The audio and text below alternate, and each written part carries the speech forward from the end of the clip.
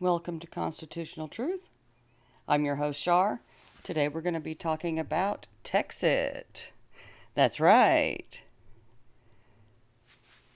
Texas HB 1359, filed by Representative Biederman.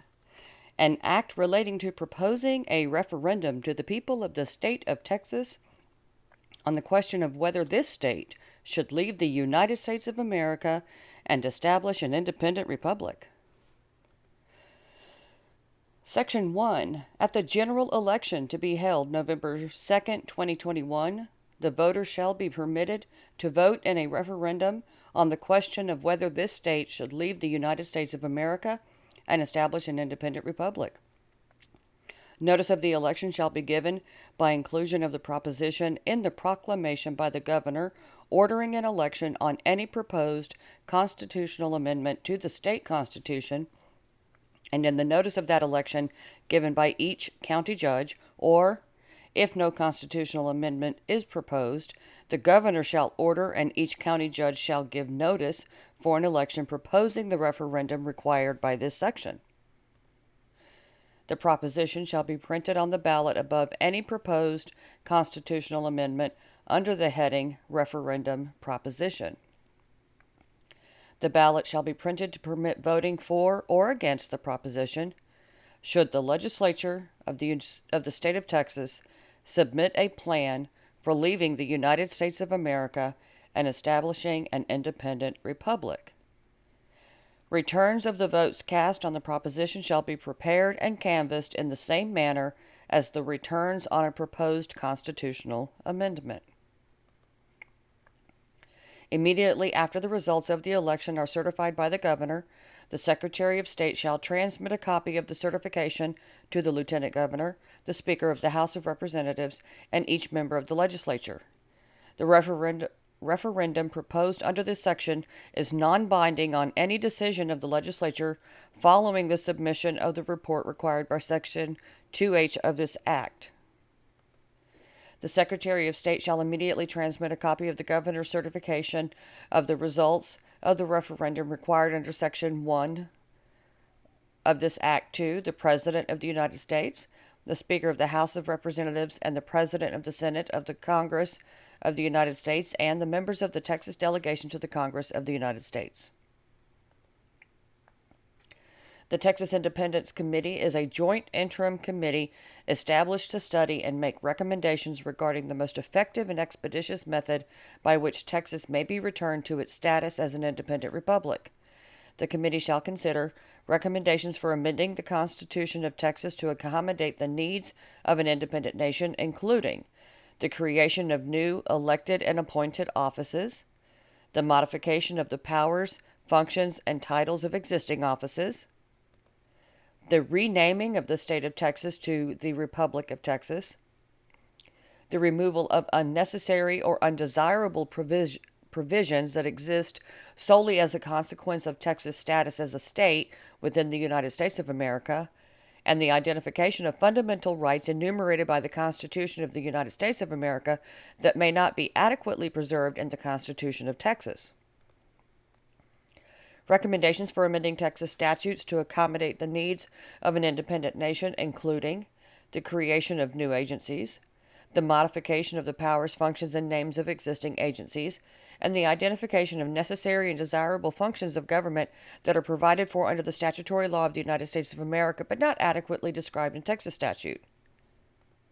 Recommendations regarding transitional issues which must be negotiated with the government of the United States of America, including any necessary or desirable changes in federal law, the determination of citizenship of residents of Texas, the disposition of the property and assets of the United States of America currently in Texas, a temporary currency union, a free trade agreement, a common travel agreement, the status of Texans currently serving in the armed forces of the United States of America, any necessary disposition of the Texas portion of the national debt of the United States of America, a collective defense arrangement, a postal agreement, the payment of pensions to Texans who have vested in the pension programs of the United States of America and its subnational governments, a Social Security totalization agreement, and any other transitional issues that the committee may identify, and recommendations regarding any international convention or multilateral agreement to which an independent Texas may become a party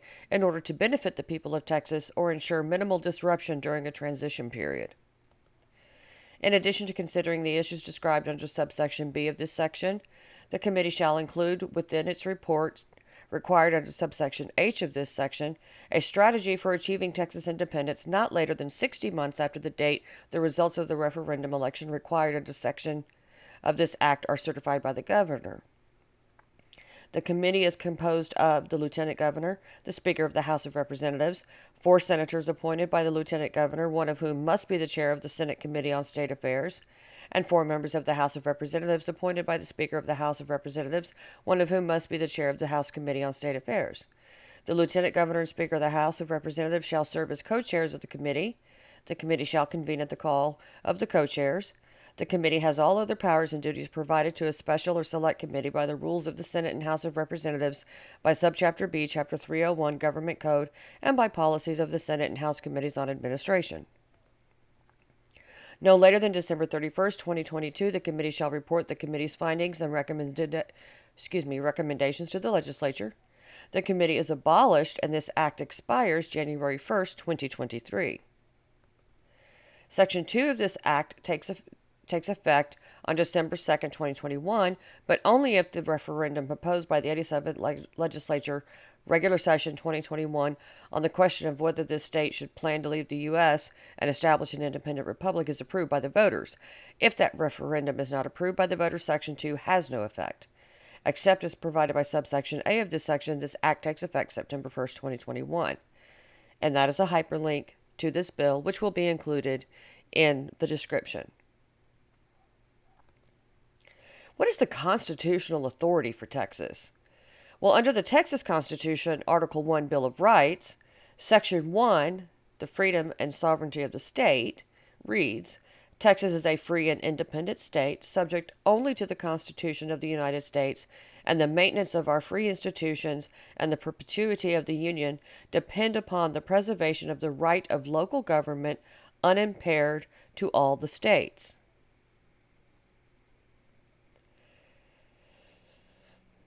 So, when other states do things that affect us, and when D.C. doesn't follow the Constitution, then we have a right to continue to be free and independent. Section 2, inherent political power, Republican form of government. All political power is inherent in the people, and all free governments are founded on their authority and instituted for their benefit. The faith of the people of Texas stands pledged to the preservation of a Republican form of government. That doesn't mean the party. That means the type, like Plato's Republic. And subject to this limitation only, they have at all times the inalienable right to alter, reform, or abolish their government in such manner as they may think expedient. So when you take Section 1 and Section 2 together, you see that we always have the right in our Bill of Rights in Texas to separate from the federal government, the Union, whenever it is no longer in our best interest as Texans to maintain ourselves as part of that Union. When the Union, it's much like a divorce. I'm sure you've heard other people talk about having a peaceful divorce. When the Union is no longer serving our needs, then maybe it's time for us to divorce. So, under the U.S. Constitution and our Bill of Rights, where do we get our constitutional authority for TEXIT? The Ninth Amendment. The enumeration in the Constitution of certain rights shall not be construed to deny or disparage others retained by the people. So the previous 8 in that Bill of Rights are not the only ones that we have. The First Amendment lists 5 rights: free speech, religion, press, assembly, and petitioning of the government. The Second Amendment, the right to keep and bear arms, to be part of a well-regulated militia, and it shall not be infringed.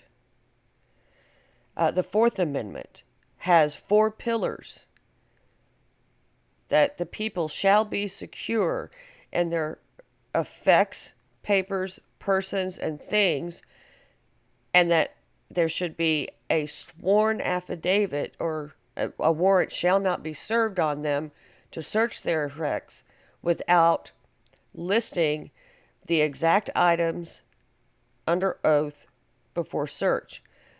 But we always have cops saying, well, there was probable cause when they pull you over. I think I smelled marijuana, or I heard your dog bark, or, really ridiculous things that through decades of court precedents has said, well, we don't have to call out a warrant. There was probable cause or exigent circumstances or all these other ridiculous reasons. And then we have the 10th Amendment, the powers not delegated to the United States by the Constitution, nor prohibited by the Constitution, to the states, are reserved to the states respectively or to the people. So in other words, if it's not specifically listed in the Constitution as, okay, federal government, these are what you are allowed to do, and not listed in the Constitution as states you're not allowed to do these things, then all of those things that are not specifically given to the federal government as being allowed to do, or specifically said, no states, you're not allowed to do these things, then the states can continue to do those things, or the people themselves can do those things. And then we can look at the Declaration of Independence. A lot of people say, no, we ignore that because then we wrote the Constitution. No.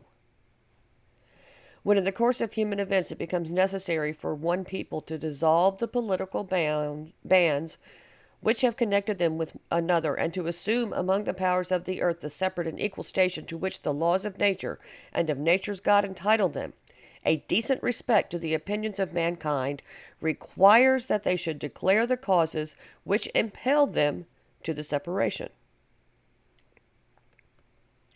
We, therefore, the representatives of the United States of America, in General Congress assembled, appealing to the Supreme Judge of the world for the rectitude of our intentions, do in the name and by the authority of the good people of these colonies solemnly publish and declare that these united colonies are, and of right ought to be, free and independent states, that they are absolved from all allegiance to the British Crown, and that all political connection between them and the state of Great Britain is and ought to be totally dissolved, and that, as free and independent states, they have full power to levy war, conclude peace, contract alliances, establish commerce, and do all other acts and things which independent states may of right do.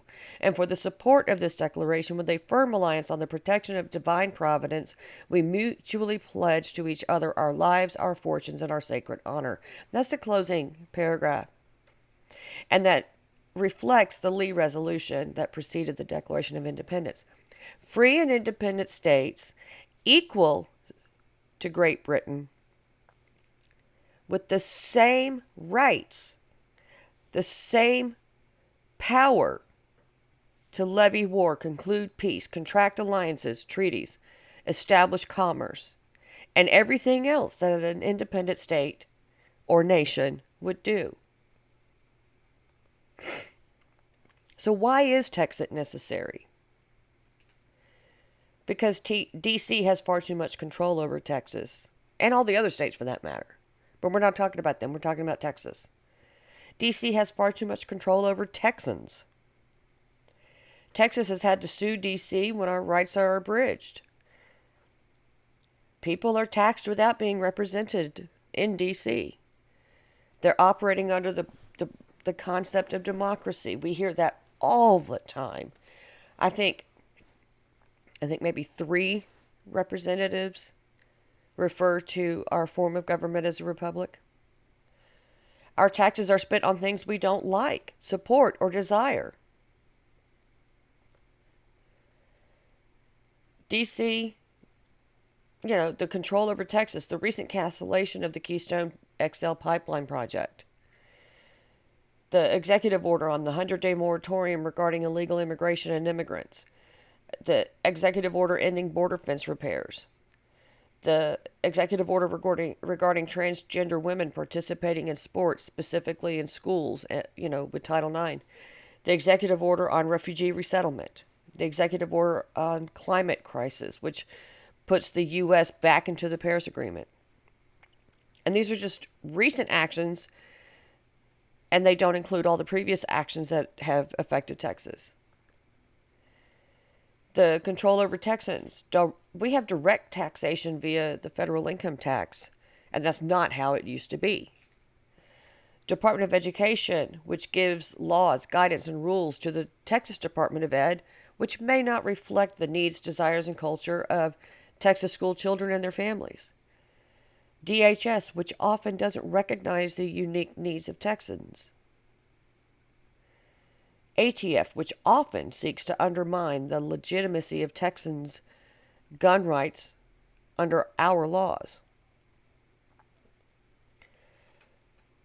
One example is the federal law with being 21 to purchase a firearm from an FFL dealer, whereas in Texas you can own not a firearm, a handgun. But in Texas you can own a handgun at the age of 18. You just can't purchase one from an FFL. The federal judiciary, which can and often does seek to override Texas judiciary control in cases that might not otherwise be pursued by a Texas court. We've seen that happen time and time again. And again, not just in Texas, in other states as well, but we're only talking about Texas. The Texas AG recently sued over the executive order on illegal immigration. The Texas suit into SCOTUS regarding the 2020 election. I know that's a hot topic, or a divisive one, but it was wrongly dismissed by SCOTUS. The reasoning for dismissing it is unclear. They didn't give a reason because they wouldn't even accept the case. But in Article 3 of the Constitution, when one state sues another, the court of origin, the court of original jurisdiction, is the Supreme Court. Texas had to sue regarding the Affordable Care Act. Texas has a pending suit regarding the Keystone XL pipeline project. Recently, H.R. 8, the Bipartisan Background Checks Act of 2021, passed on the 11th. H.R. 1446, Enhanced Background Checks Act of 2021. I've done a video on those two together. H.R. 842, Protecting the Right to Organize Act of 2021, passed on, it should be the 11th, not the 1st. All three of these bills passed on the same day. It kills right to work, and forces union membership. It does a lot of really heinous things. It's about a 60 page bill. I haven't read through it yet and done a video on it. I probably will. We have taxation without representation. Our federal representatives don't serve us appropriately, adequately, nor effectively. Taxes are spent on things we don't like, desire, nor support. Endless foreign wars, foreign aid, corporate bailouts. I mean the first $1,200 stimulus check that we got, all that extra money that went to all sorts of different places that it didn't need to go. We bail out other states that don't properly manage their own budgets. This last stimulus bill, it's rumored that Nancy Pelosi's hometown of San Francisco has been made solvent, that Chuck Schumer's state of New York has been made solvent. The wars on crime, poverty, and drugs. And we've been at war on crime, poverty, and drugs for decades, and all they do is serve to prolong these issues. So, what are some viable and practical actions that we can take? Well, the link will be included in the description, but you can go to this website for Kyle Biederman and sign the petition. Join the Texas Nationalist Movement at this website, tnm.me. Write, call, email, fax, tweet at, Facebook at, whatever you got to do, and do it regularly and often. Your Texas rep, and all the other Texas reps and insist that he or she support this bill. Talk to your neighbors about why TEXIT is necessary, and encourage them to do the same thing about contacting the reps, okay? There is power in numbers. Talk to your city council members, county commissioners, and your sheriff as to why it's necessary to TEXIT. Share this video, and I'm going to be posting links to some Texas Nationalist Movement videos, at least one, in the description to help educate fellow Texans. Thank you for supporting Constitutional Truth. Please subscribe to the channel. Please like this video. Please share this video. Please comment on the video. You can follow me on Twitter at truth_Shar You can follow me on Gab at Constitutional Truth. And I appreciate your time, and I hope you have a wonderful day.